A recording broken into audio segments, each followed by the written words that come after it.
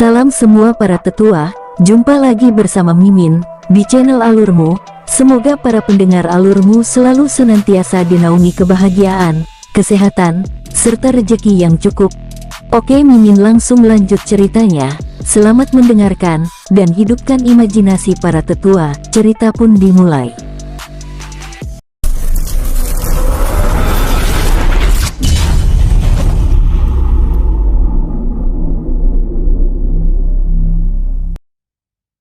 Di dalam kamar King Ruo yang tertidur lelap sambil memeluk King Ling dikejutkan dengan tanda mantra formasi yang berada di tangannya terus-menerus bergetar.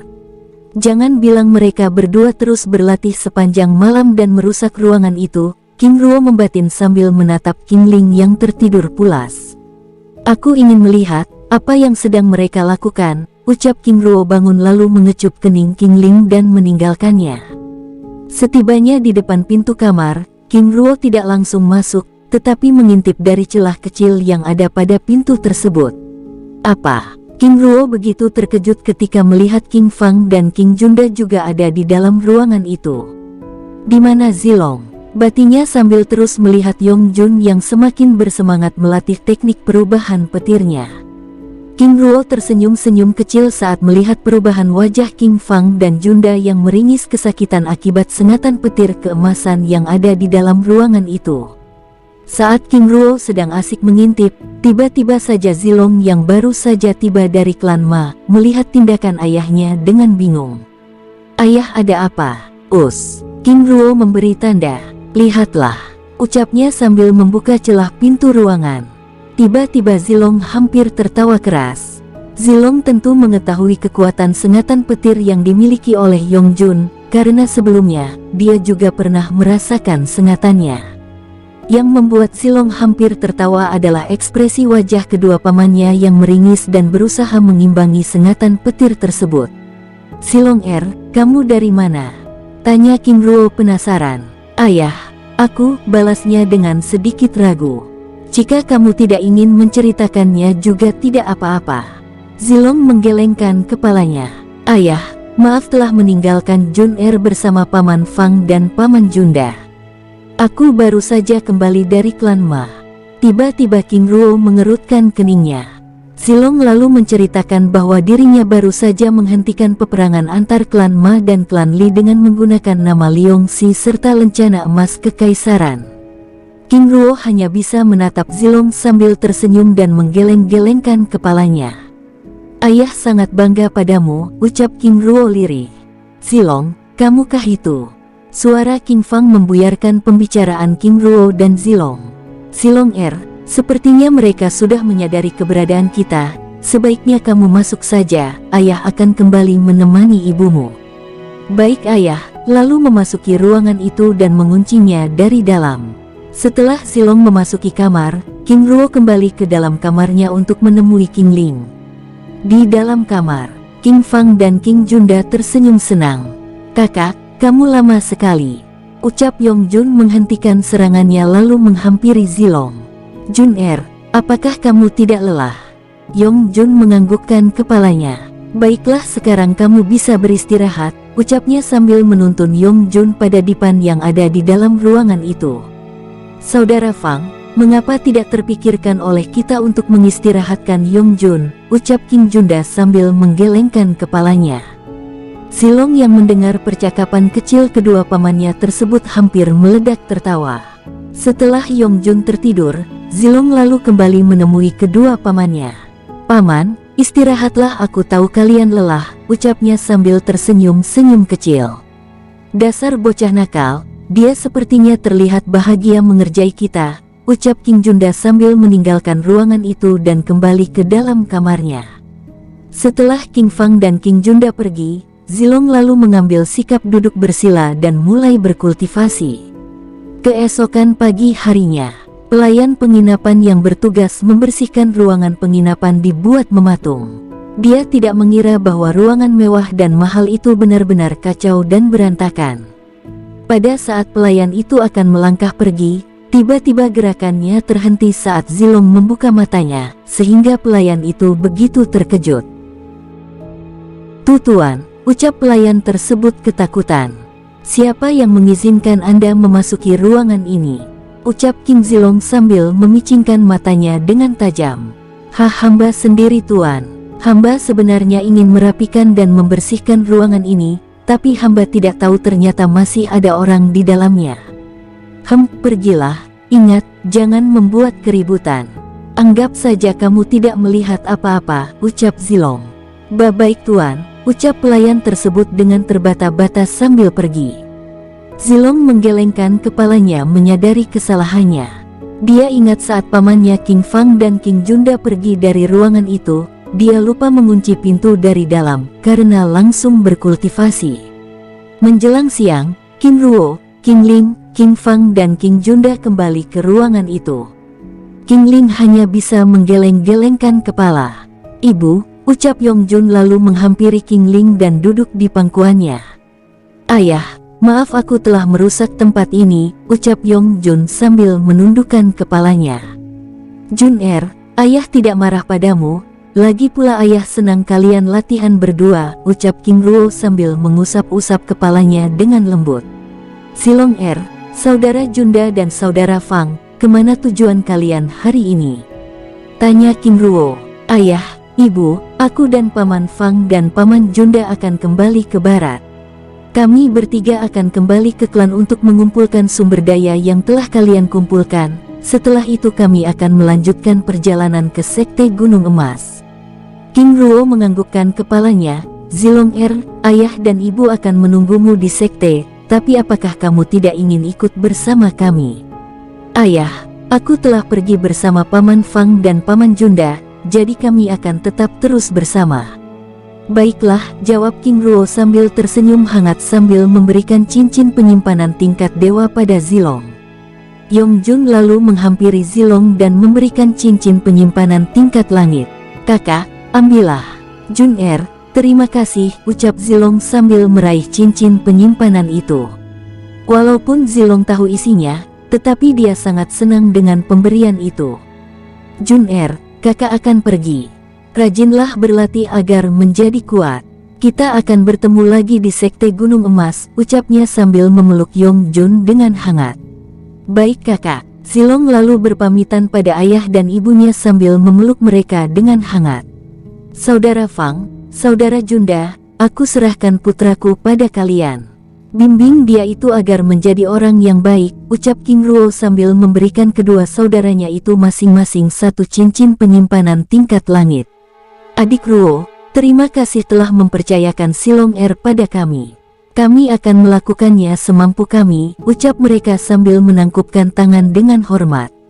Sebelum pergi, sekali lagi Yongjun menghampiri Zilong dan memeluknya dengan erat.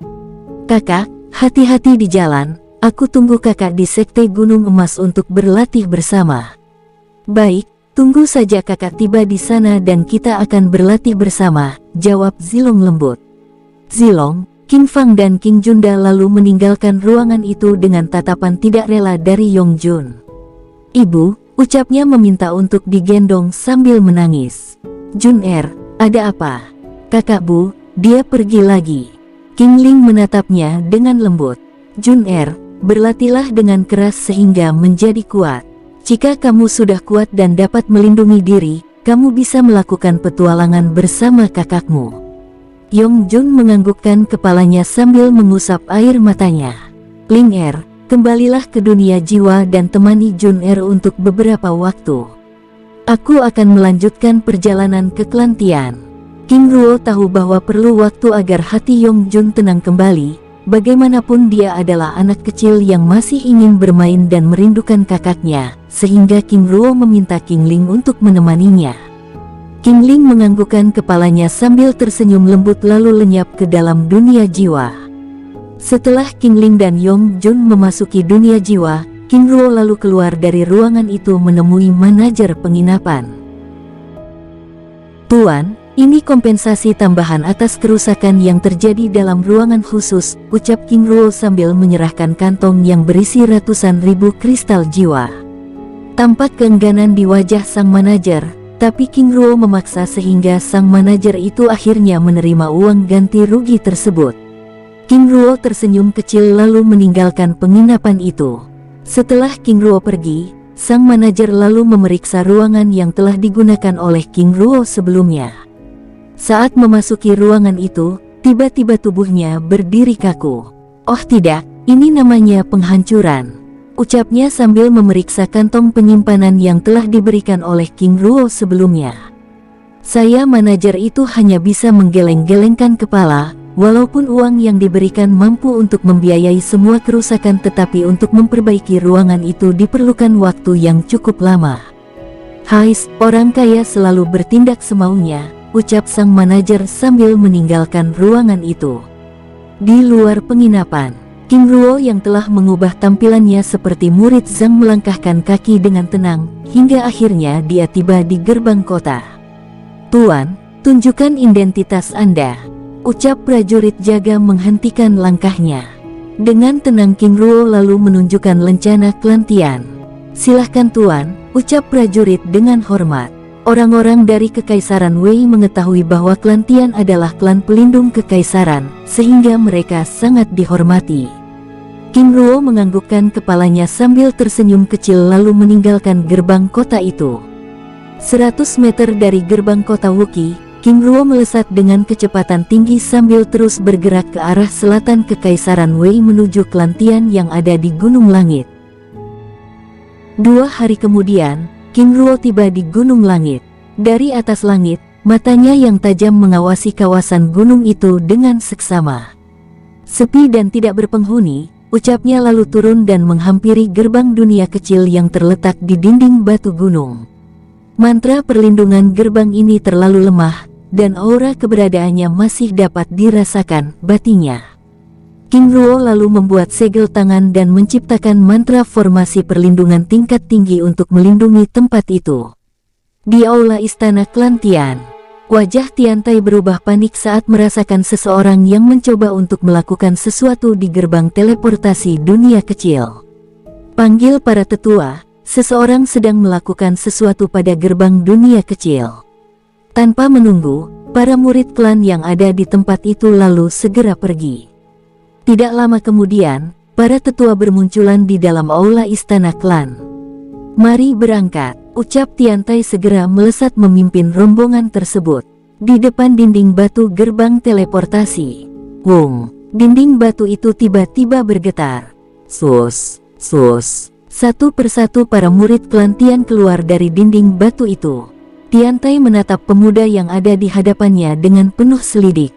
"Saudara, siapa Anda dan apa yang telah Anda lakukan pada gerbang teleportasi dunia kecil kami?"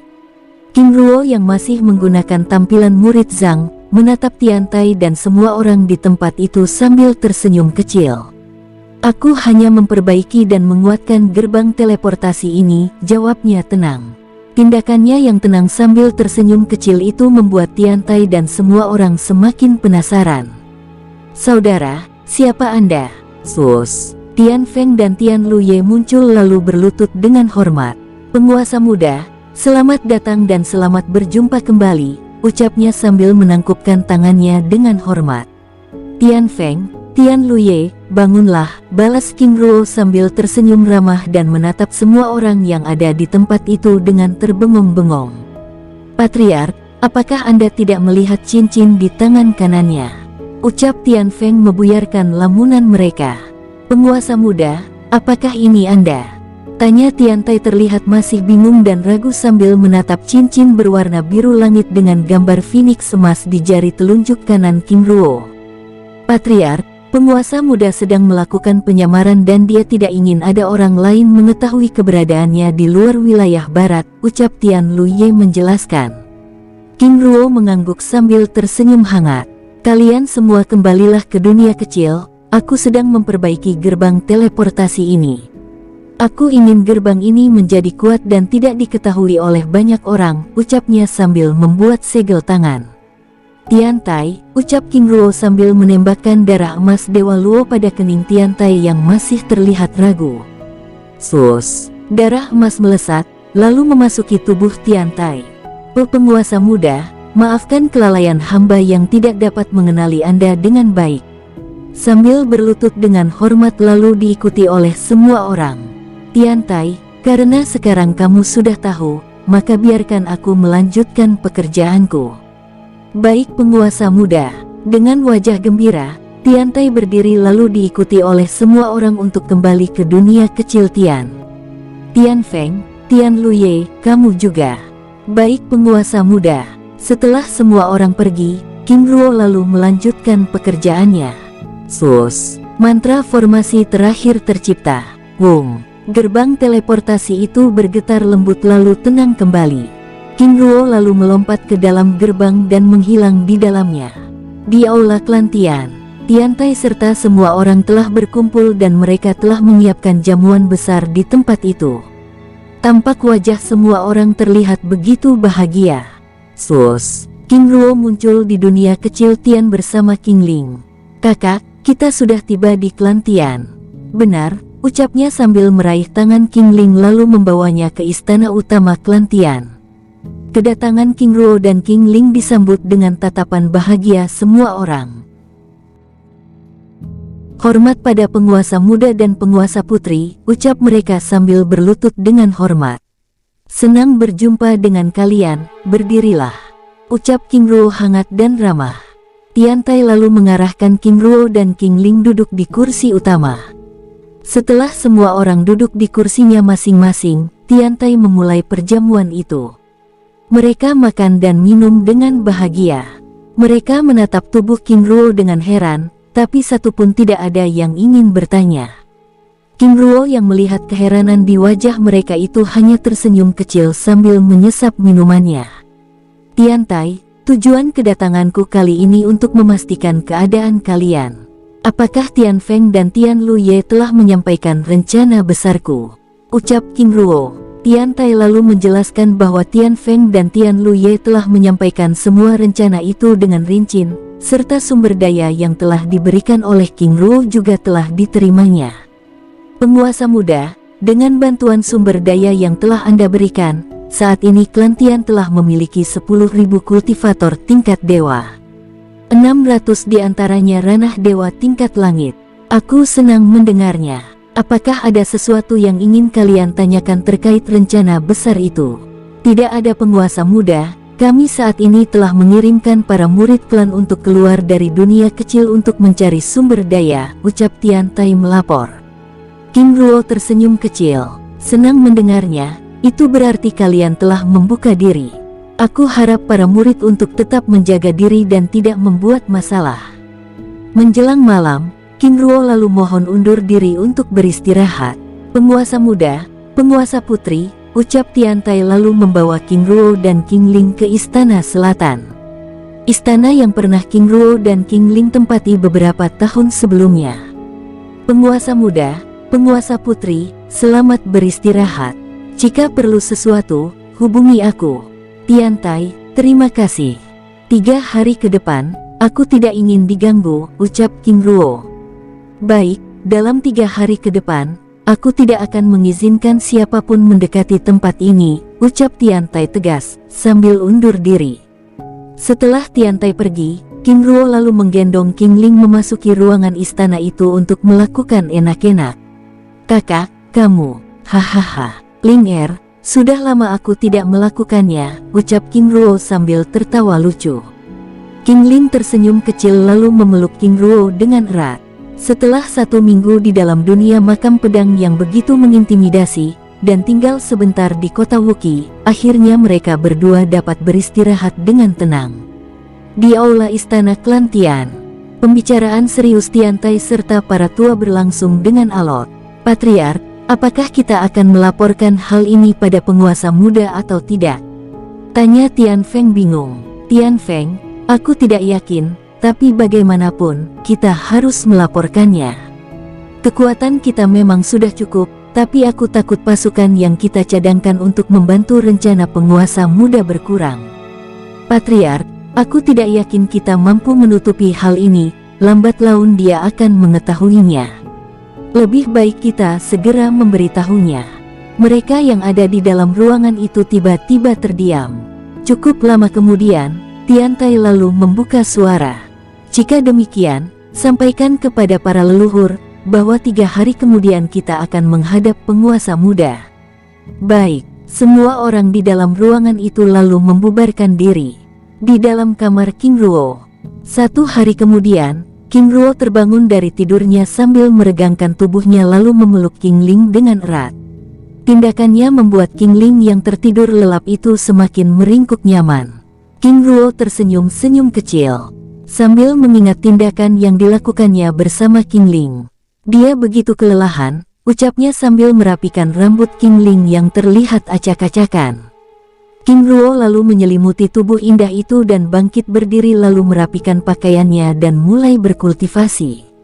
3 jam kemudian, King Ruo mengakhiri kultivasinya dan melihat King Ling yang telah terbangun dan merapikan diri. "Kakak, maaf telah membangunkanmu," ucap King Ling lirih. King Ruo menggelengkan kepalanya.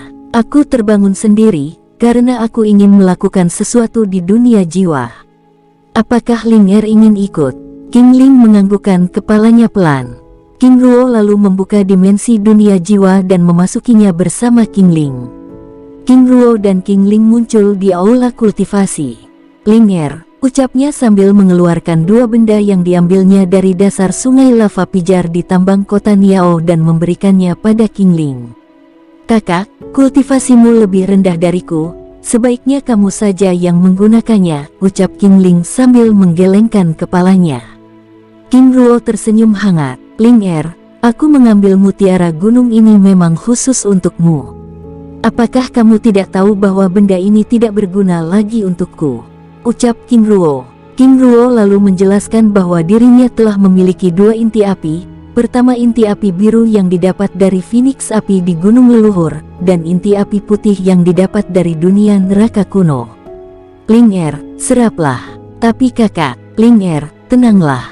Aku sudah mempunyai 2 inti Yao naga api yang aku kurung di balik gunung itu," ucapnya sambil menunjuk sebuah gunung batu yang berada di dalam dunia jiwanya. King Ling lalu menerima kedua inti api itu dan mulai menyerap salah satunya. "Kakak, aku duluan."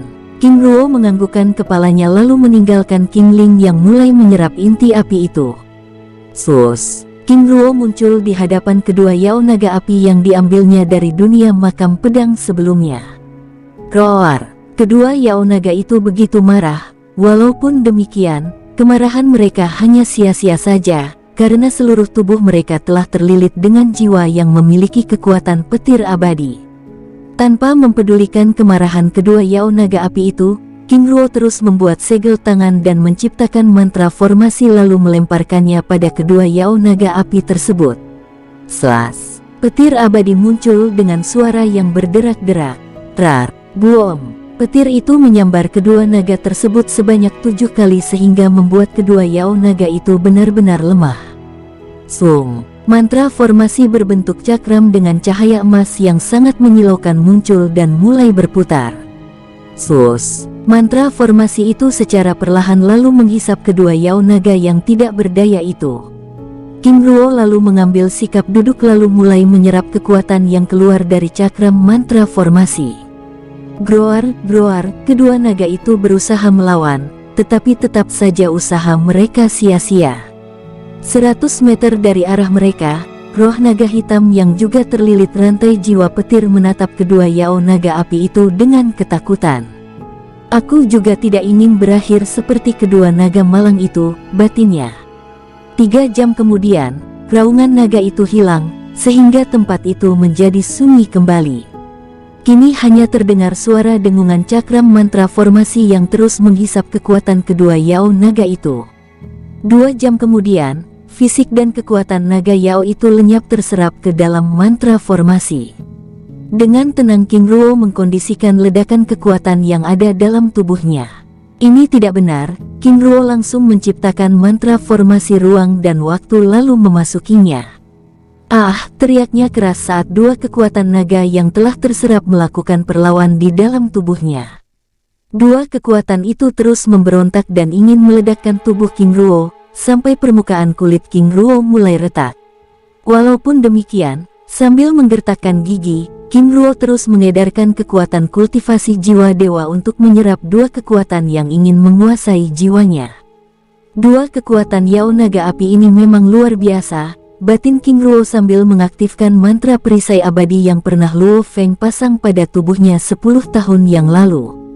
Trar, mantra formasi berbentuk seperti air menyelimuti tubuh King Ruo.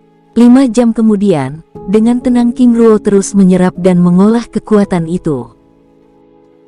Di dalam ruangan kultivasi dunia jiwa King Ruo, King Ling dengan perlahan namun pasti terus menyerap mutiara gunung api biru.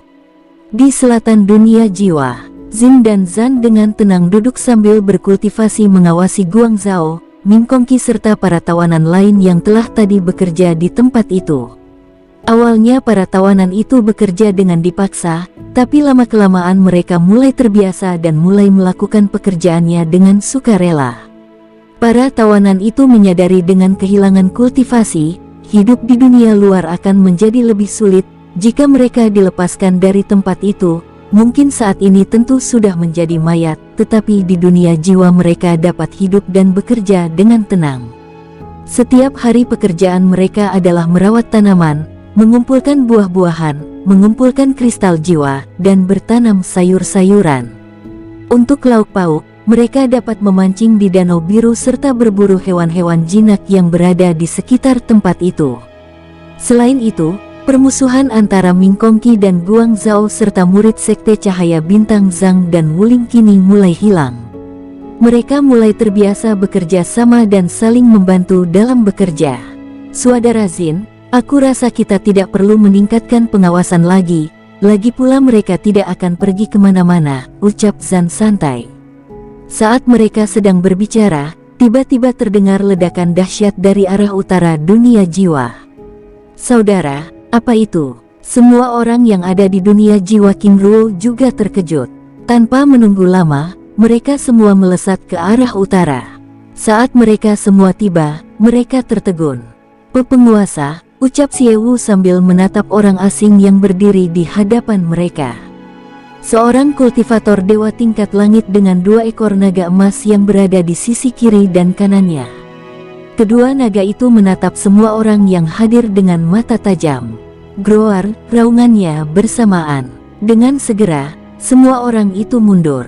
Saudara Jin Han, apakah dia? Slas, trar, buom. Petir abadi muncul dari langit dunia jiwa dan menghantam pemuda tersebut. Groar, kedua naga itu meraung keras. Sus, sus. Puluhan rantai petir melesat lalu mengikat pemuda tersebut.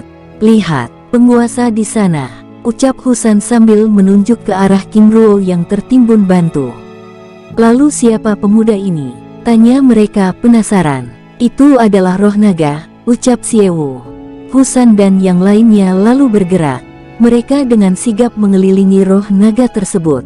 Jangan ada yang menyerang, ucap King Ruo terbang menghampiri pemuda tersebut. Penguasa, dia, ucap mereka. Tenanglah, kalian semua boleh kembali, sebelumnya aku sedang mengekstrak jiwa jahatnya.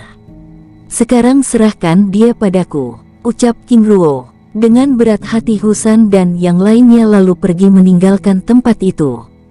Setelah Husan dan yang lainnya pergi, King Ruo menembakkan darah Dewa Luo pada roh naga itu.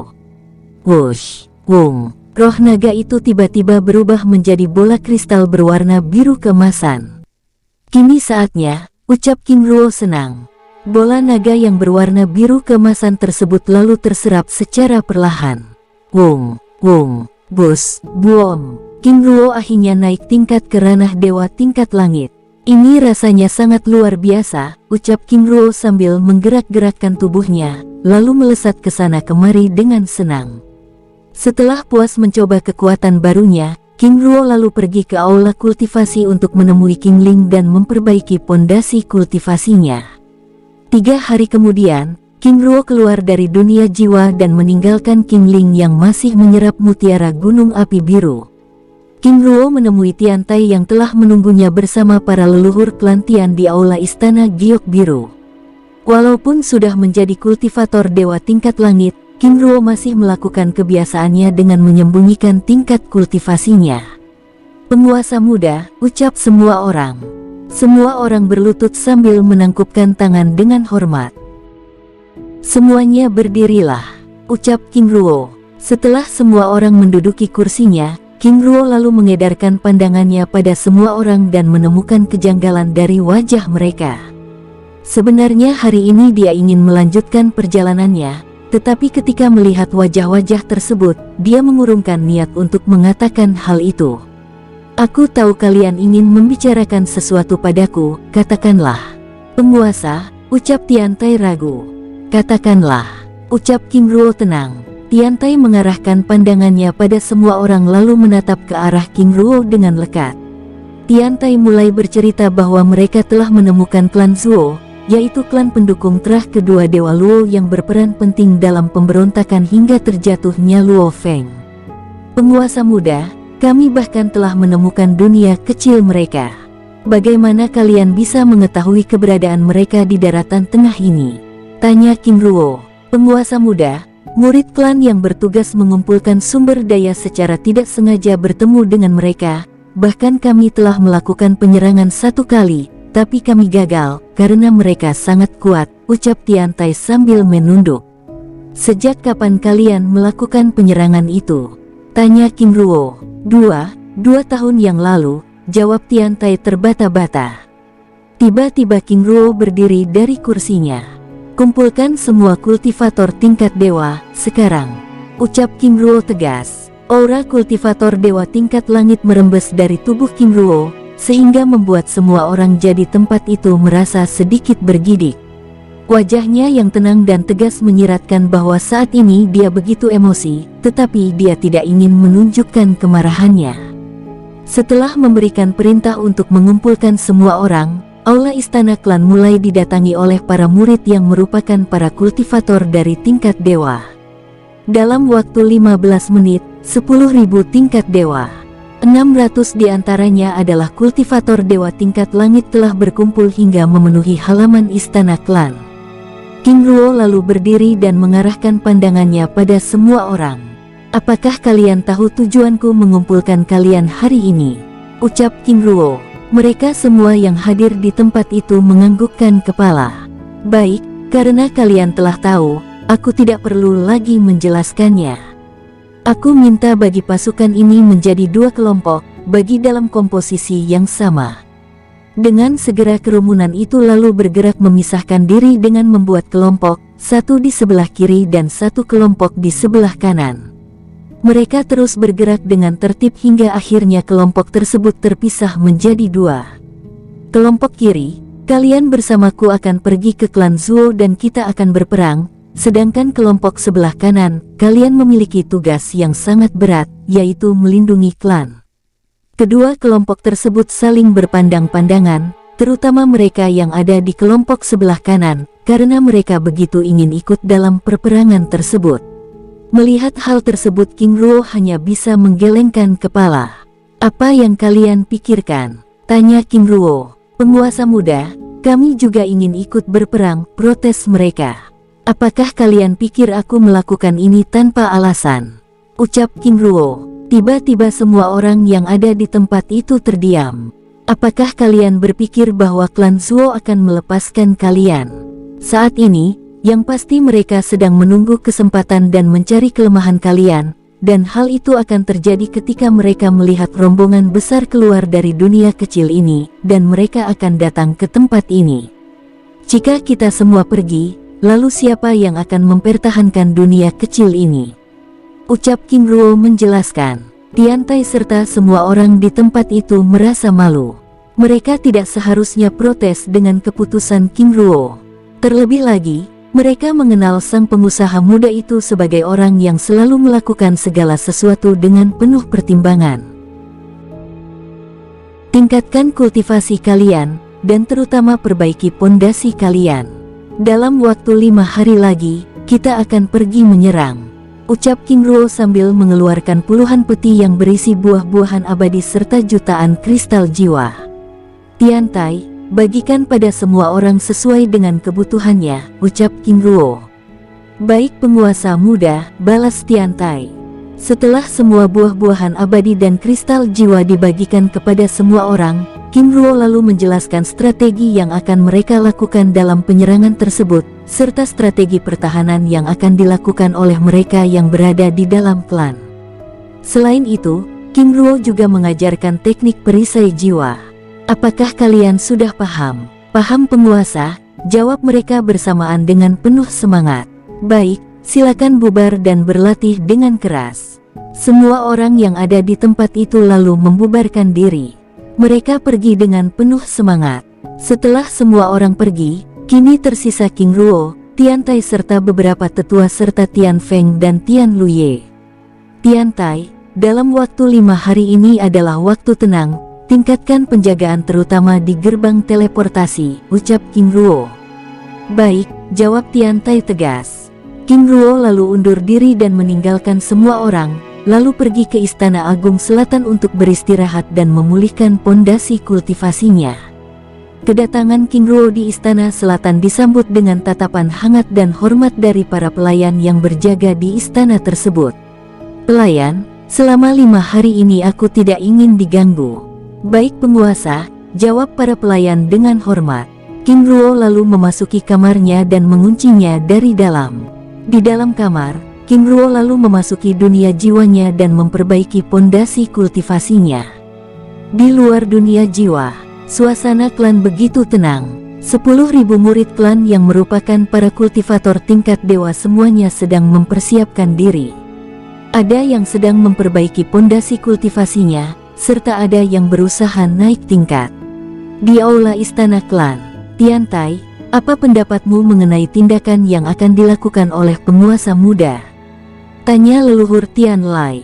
Leluhur Tian Lai, penguasa muda adalah orang yang penuh dengan pertimbangan, aku mempercayainya.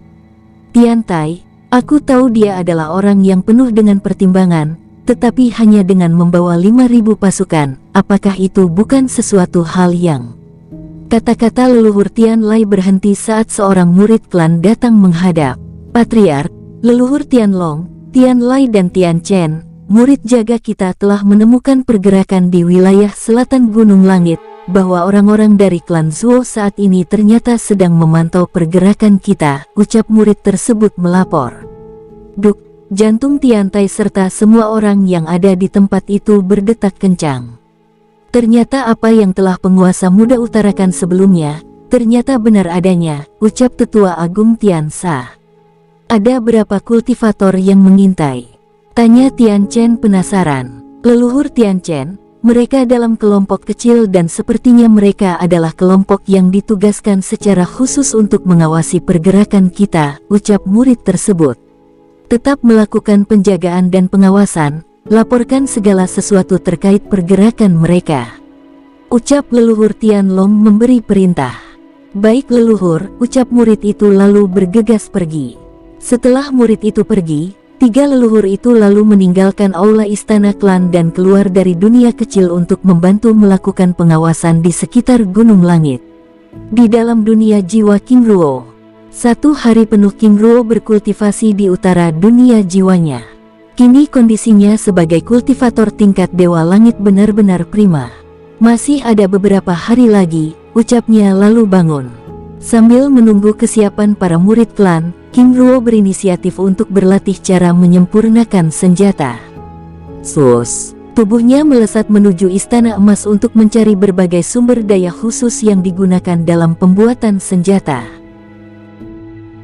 Sebelumnya King Ruo telah mempelajari kitab kelima dari ke-7 kitab pusaka Dewa Luo yang merupakan kitab khusus tentang pengobatan dan pembuatan senjata. Selain itu, dia juga memiliki bejana emas yang diambilnya dari dunia kecil Ni, serta memiliki 2 inti api, sehingga dirinya benar-benar dalam kondisi ideal untuk dapat melatih keterampilannya tersebut. Setelah selesai mengumpulkan bahan dan alat yang digunakan untuk memperbaiki senjata, King Ruo lalu pergi ke utara dunia jiwa dan muncul 3 km dari aula kultivasi. Sung, sebuah bangunan khusus untuk pembuatan obat-obatan dan senjata muncul. Dengan tenang King Ruo lalu memasuki bangunan itu dan mengeluarkan bahan yang diperlukan serta menyusunnya dengan rapi. Selain itu, King Ruo juga mengeluarkan ratusan pedang berwarna keemasan yang didapatkan dari dunia makam pedang sebelumnya. Ratusan pedang berwarna keemasan itu memang merupakan senjata tingkat dewa, tetapi kualitas pedang itu tidak ubahnya seperti senjata tingkat spiritual, sehingga King Ruo merasa perlu untuk menyempurnakannya agar menjadi senjata yang lebih kuat. Wung, bejana emas muncul dan mengambang. Tidak hanya itu, dari tangan kiri dan tangan kanannya muncul api berwarna biru dan berwarna putih. Dengan tenang, King Ruo mulai memperbaiki pedang-pedang emas itu. Berapa kali terjadi ledakan, karena adanya pertentangan elemen yang terdapat di dalam pedang itu dengan benda yang dimasukkannya. Setelah beberapa kali gagal, King Ruo terdiam sambil berusaha memikirkan kembali letak kesalahannya dalam menyempurnakan pedang itu. Tidak ingin melanjutkan percobaannya, King Ruo lalu meraih pedang emas itu lalu mempelajari elemen yang terdapat di dalamnya dengan lebih seksama. 30 menit kemudian akhirnya, King Ruo menemukan letak kekurangan pada pedang, yaitu kurangnya unsur langit. King Ruo lalu mengeluarkan ratusan kristal langit dan mulai mengekstrak kekuatannya. Setelah selesai mengekstrak kekuatan langit, King Ruo membuat segel tangan dan menciptakan puluhan mantra formasi dan memasangnya pada pedang emas itu. Dengan hati-hati dan penuh ketenangan, King Ruo mulai memperbaiki pedang itu dengan memasukkan elemen langit dengan takaran yang sesuai.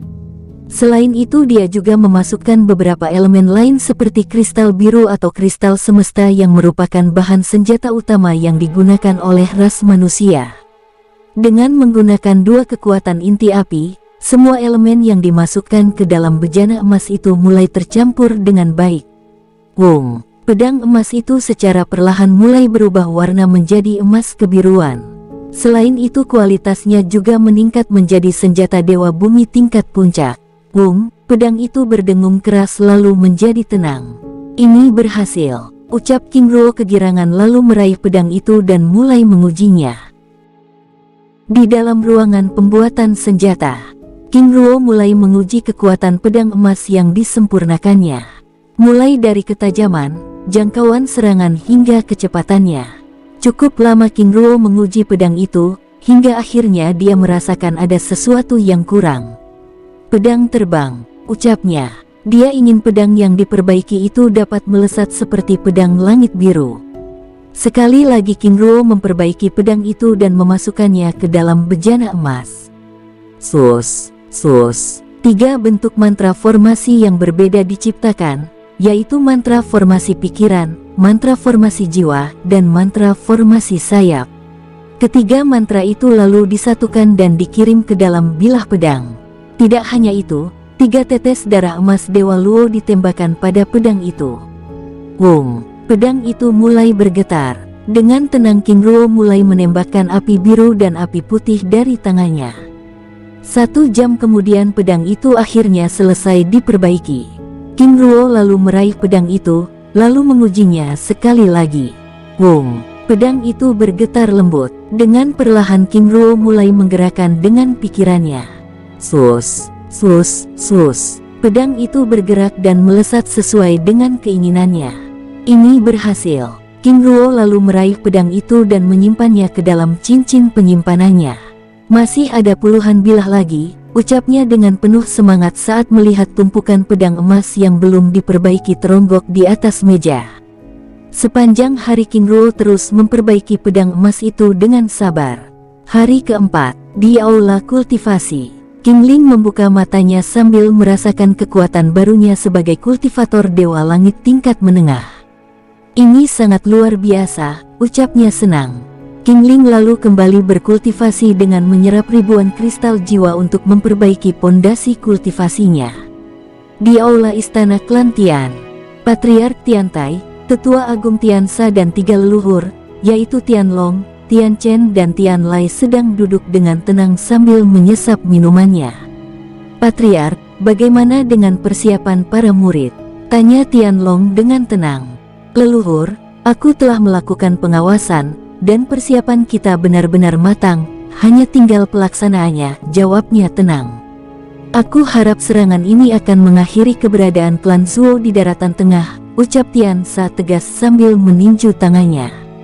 Mereka yang ada di dalam ruangan itu mengingat kekalahan pada serangan pertama 2 tahun yang lalu, di mana mereka harus kehilangan ribuan murid, mulai dari ranah tingkat pertapa hingga pendekar tingkat dewa. Apakah kita akan mengalami hal yang sama? Karena serangan kali ini hanya melibatkan sedikit murid serta tanpa penyelidikan, ucap Tian Lai terlihat sedikit khawatir. Aku yakin penguasa muda punya rencana, balas Tian Tai tenang. Para petinggi klan itu terus melanjutkan perbincangan mereka. Di dalam dunia jiwa King Ruo, di ruang pembuatan senjata, King Ruo yang bermandikan keringat dikejutkan dengan kedatangan King Ling yang tiba-tiba. Kakak, ucapnya sambil mengelap keringat yang membasahi wajah King Ruo. Ling Er, kamu sudah selesai berkultivasi, kenapa kamu tidak menemui putra kita, ucap King Ruo. Putra kecil kita sedang berkultivasi, dan aku melihat bangunan baru ini, jadi aku yakin kakak ada di dalam, balas King Ling. Aku menciptakan bangunan ini untuk ruang pembuatan senjata, dan tempat penyimpanan senjata, ucap King Ruo sambil melanjutkan pekerjaannya dengan penuh semangat. Sambil memperbaiki pedang, King Ruo juga mengajarkan King Ling cara melakukannya. King Ruo meminta pedang emas yang pernah diberikan pada King Ling sebelumnya, dan memperbaikinya. Selain itu dia juga meminta 3 tetes darah King Ling untuk menyempurnakan pedang itu. Menjelang malam, King Ruo menghentikan pekerjaan lalu membawa King Ling ke istana emas untuk beristirahat. Setelah membersihkan diri dan mengganti pakaiannya, King Ruo lalu merebahkan diri lalu diikuti oleh King Ling. Kakak, ucapnya sambil memeluk King Ruo. Ya, Ling Er, ada apa? Kapan kita akan melanjutkan perjalanan? King Ruo lalu menjelaskan bahwa besok pagi dia akan memimpin klan Tian menyerang klan Zuo. Hal ini benar-benar tidak terduga, karena 4 hari yang lalu saat aku akan pamit untuk melanjutkan perjalanan, mereka lalu menceritakan keberadaan klan Zuo. Agar King Ling tidak penasaran, King Ruo menceritakan keberadaan klan Zuo itu dengan rinci. Kakak, sebaiknya kita beristirahat, karena besok akan menjadi hari yang sibuk. Baik, ucapnya sambil memeluk King Ling dengan hangat. Keesokan pagi harinya, suasana klan Tian terlihat hiruk-pikuk. 5.000 murid yang merupakan gabungan dari kultivator dewa tingkat rendah hingga dewa tingkat langit kini telah berkumpul di halaman aula istana klan. Di hadapan mereka telah hadir Patriark Tian Tai, Tetua Agung Tian Sha, dan ketiga leluhur. Tidak hanya itu, tampak Tian Feng dan Tian Luye yang selalu berada di samping Tian Tai. Wajah semua orang di tempat itu terlihat tegang. Tiba-tiba semua orang di tempat itu berlutut. Hormat pada penguasa muda dan penguasa putri, ucapnya sambil menangkupkan tangannya dengan hormat. Wajah tegang mereka sedikit mencair saat melihat wajah tenang King Ruo yang menatap mereka dengan hangat. Semua orang, berdirilah. Setelah semua orang berdiri, King Ruo mulai menjelaskan rencana mereka. Patriark Tian Tai, Anda akan pergi bersamaku, sedangkan Tetua Agung Tian Sha dan para leluhur, aku serahkan penjagaan klan pada kalian. Tian Luye, bantu Tetua Agung untuk mengawasi para murid. Setelah memberikan sedikit pengarahan, King Ruo dan 5.000 murid klan Tian lalu bergerak menuju gerbang teleportasi. Di depan gerbang teleportasi, King Ruo dan King Ling lalu mengubah tampilan wajahnya dengan wajah murid Zhang dan Wuling. Ingat, tidak ada yang boleh memanggil nama kami berdua. Semua murid itu menganggukkan kepala mereka. Dengan tenang King Ruo dan King Ling serta Patriark Tian Tai lalu memasuki gerbang teleportasi dunia kecil itu. Sus. Satu persatu tubuh itu lenyap dan keluar dari dunia kecil. King Ruo yang pertama kali keluar dari tempat itu lalu menciptakan mantra formasi bayangan. Tian Tai, tunggu yang lain. Aku akan menunggu di atas awan. Baik penguasa muda. King Ruo dan King Ling lalu melesat ke atas langit. Kakak, apa tindakan kita selanjutnya? Kita akan menunggu para murid dan membiasakan mereka untuk mengontrol kekuatan kultivasinya. 15 menit kemudian, 5.000 murid tingkat dewa berhasil menyamarkan tingkat kultivasi mereka menjadi tingkat pertapa menyusul King Ruo dan King Ling yang telah menunggu di atas langit. Penguasa muda, ucap Tian Tai menyapa. Ingat, tetap gunakan teknik kultivasi bayangan. Redam tingkat kultivasi kalian hingga ke tingkat pertapa suci. Dengan segera para murid itu lalu meredam tingkat kultivasi mereka dan menaikkannya ke tingkat pertapa suci. King Ruo lalu meminta Tiantai untuk memimpin jalan. Sus, sus. Rombongan besar itu bergerak ke arah selatan Kekaisaran Wei. Patriark, berapa lama waktu yang kita perlukan untuk tiba di klan Zuo? Penguasa muda, jika tanpa halangan, kita akan tiba 2 hari kemudian, ucap Tiantai menjelaskan. Baik, jika demikian, 1 hari kemudian, kita harus singgah mencari tempat untuk beristirahat memulihkan diri. Di dalam dunia kecil Tian, Tetua Agung Tiansa, Tain Luye serta 3 leluhur lalu memanggil 5.000 murid yang telah dipersiapkan sebelumnya. Tiansa dan para leluhur lalu memberi pengarahan pada mereka untuk segera berjaga-jaga. Dengan persenjataan lengkap, para murid itu lalu bergerak ke arah gerbang teleportasi. Di tempat lain, 5 km dari arah selatan Gunung Langit, 5 orang murid dari klan Zuo tampak terlihat senang. Pasukan semut klan Tian itu akhirnya keluar juga dari sarangnya, ucap salah satu dari 5 kultivator klan Zuo yang sedang memata-matai klan Tian. Saudara Zuoan benar. Aku bahkan tidak pernah menyangka bahwa dalam waktu 2 tahun ini klan Tian masih belum juga mengalami perkembangan, bahkan telah mengirim pasukan pertapa suci yang akan menjadi daging cincang, balas Zuo Lang. Saudara Zuo Lang, aku rasa mereka mungkin akan menyerang klan lemah lainnya. Jika mereka pergi menyerang klan kita, aku rasa otak mereka pasti sudah berada di lututnya, ucapnya sambil tertawa keras. Saudara Zuoan, kita masih belum tahu dengan pasti kemana tujuan mereka. Saudara semuanya, aku yakin mereka tidak akan berani menyerang klan kita. Oh, aku ada ide. Bagaimana jika kita menggunakan kesempatan ini untuk menyerang klan Tian? Zuo Lang menggelengkan kepalanya. Saudara Zuohan, itu adalah keputusan para petinggi klan, dan kita hanya perlu melaporkan pekerjaan kita, biarkan mereka yang memutuskan. Saudara Zuohan, ambil jalan pintas, dan laporkan pada Patriark bahwa 5.000 murid klan Tian telah bergerak ke arah selatan. Aku dan saudara Zuoan akan mengikuti pergerakan mereka, sedangkan saudara Zuo Ja dan Zuo Tong, kalian tetap berada di tempat ini. Setelah membagi tugas, kelompok tersebut lalu memisahkan diri dan bergerak. Di atas awan putih yang cerah, bergerak 5.000 kultivator tingkat pertapa suci. Penguasa muda, kita akan memasuki Kekaisaran Dongnan. Jadi kita harus berhati-hati, karena pihak otoritas dari Kekaisaran Dongnan melarang orang untuk terbang bebas di atas langit Kekaisaran mereka. Jika demikian, kita harus mencari tempat untuk singgah dan kita akan melanjutkan perjalanan pada malam hari. Baik. Kelompok tersebut terus bergerak hingga akhirnya mereka tiba di puncak Gunung Bianjiang.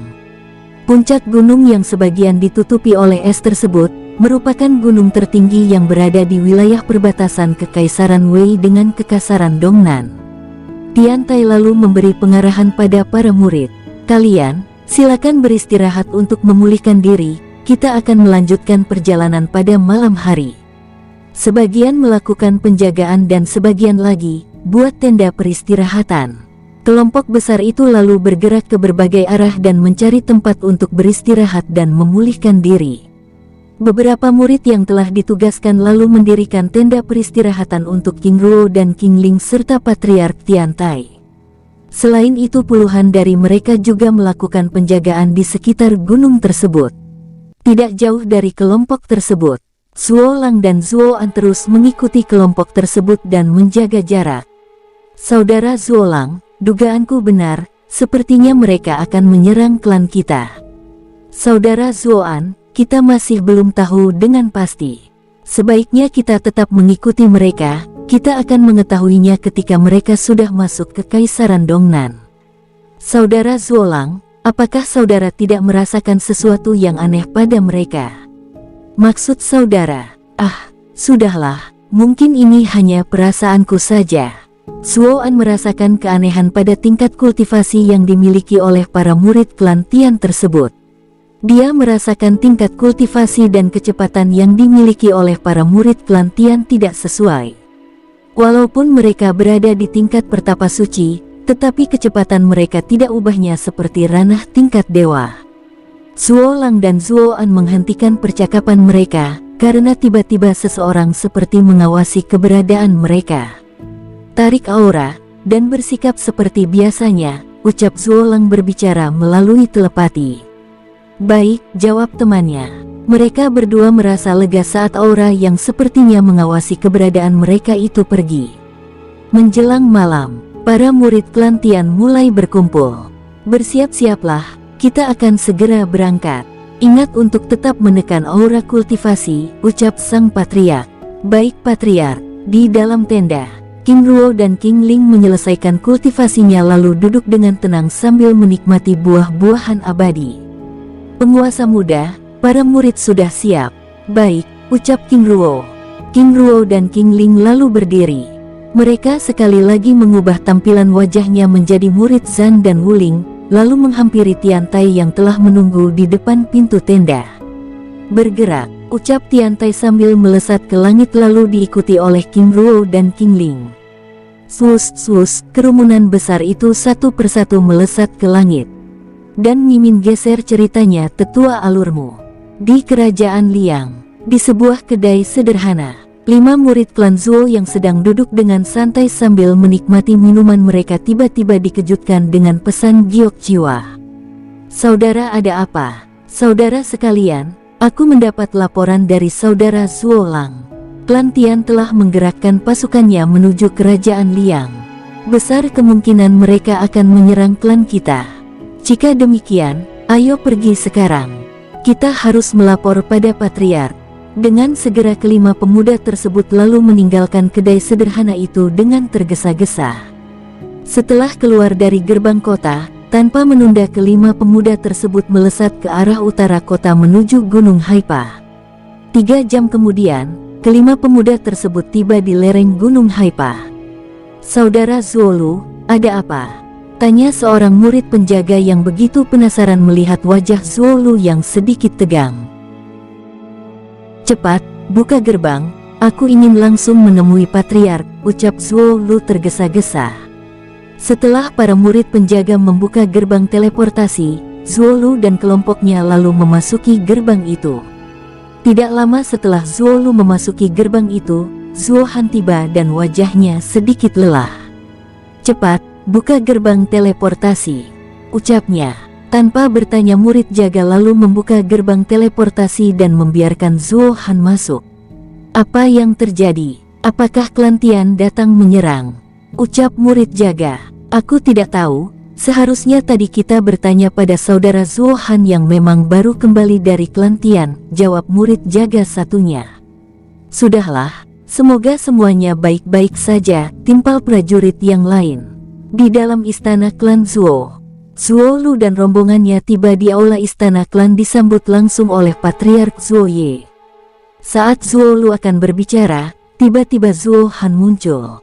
Duduklah, dan tarik nafas, ucap Zuo Ye dengan tenang sambil menatap wajah para murid yang terlihat sedikit tegang itu.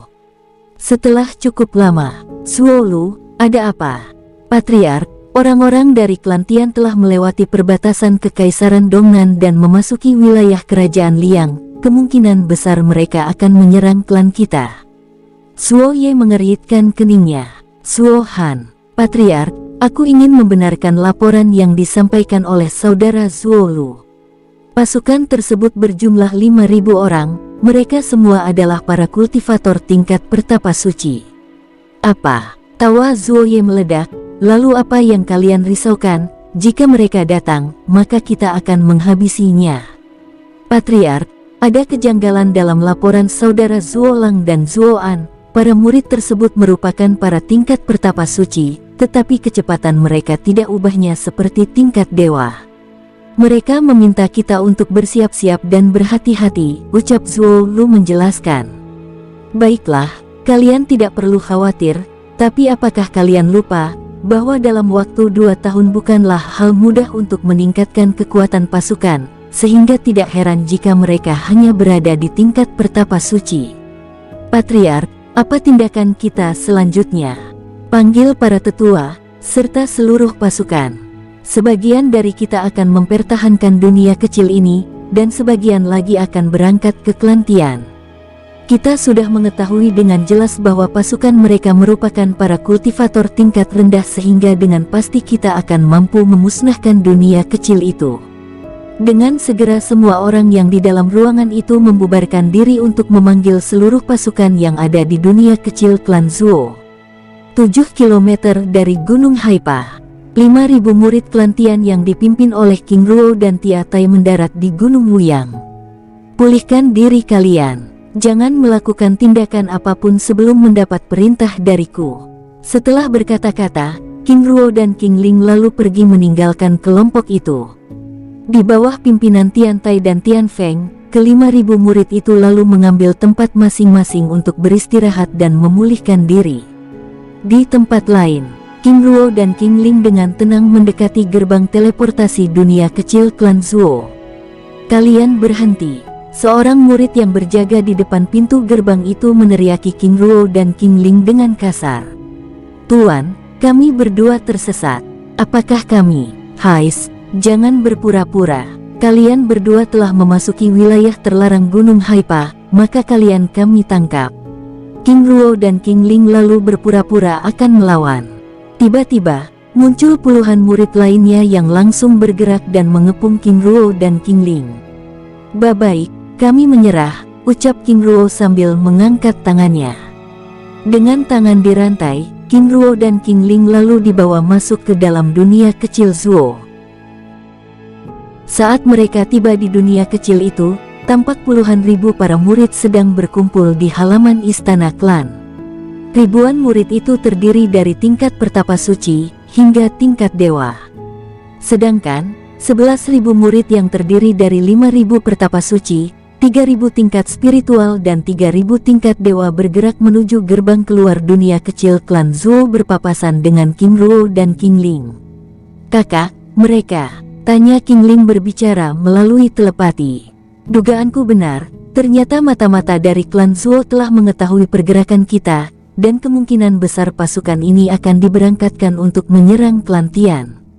11.000 murid yang dipimpin oleh Patriark Zuo Ye itu dengan tenang bergerak meninggalkan dunia kecil itu. Prajurit, apa yang terjadi? Anda orang luar tidak berhak untuk tahu, ucapnya sambil terus mengarahkan King Ruo dan King Ling memasuki penjara bawah tanah. Tuan, apakah kami tidak akan diadili terlebih dahulu? Apakah kamu buta? Tidakkah kamu lihat bahwa klan saat ini begitu sibuk? Kedua prajurit yang mengiringi King Ruo dan King Ling terus memasuki penjara bagian dalam. Mereka tampak gusar saat King Ruo terus bertanya padanya. Masuk, ucapnya sambil mendorong King Ruo dan King Ling dengan kasar. Kedua prajurit itu begitu terkejut saat tiba-tiba mereka berdua juga terdorong masuk ke dalam penjara. Mereka juga semakin terkejut saat tiba-tiba rantai jiwa yang memiliki kekuatan petir melilit tubuh mereka. Siapa kalian? Tanya prajurit itu begitu ketakutan. Dengan tenang King Ruo dan King Ling tersenyum pada mereka. Kalian telah menangkap orang yang salah, ucap King Ruo sambil tersenyum. Sus. Tubuh kedua prajurit itu lenyap, lalu masuk ke dalam dunia jiwa King Ruo. Bersambung, sampai ketemu di episode selanjutnya. Semoga kalian semua selalu terhibur, dan terima kasih.